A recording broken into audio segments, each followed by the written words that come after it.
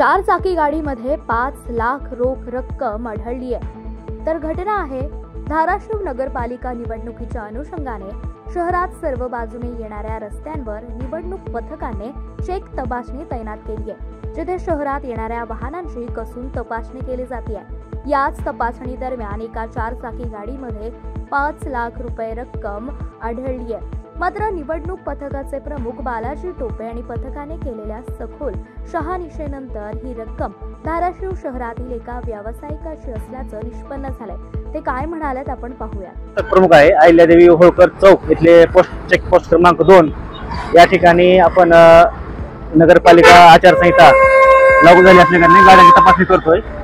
तर या ठिकाणी आपल्याला काही गाड्यांमध्ये कॅश वगैरे आढळून आल्यानंतर आपण त्याचे बँक स्टेटमेंट त्यांचे अकाउंट डिटेल्स चेक करतो आणि ते जर आपल्याला पटलं तर आपण ते कॅश रिलीज करून टाकू, जप्त नाही करत। 1 लाख पर्यंत मर्यादा आहे सिव्हिलियन्सला कॅश बाळगण्याची। त्याच्यापुढे जर कॅश असेल तर बँक स्टेटमेंट, त्यांचा खाते क्रमांक, झालेला व्यवहार, आरटीजीएसचे स्लिप वगैरे लागतात, तर ते आपण पाहूनच इथं सोडून देतो।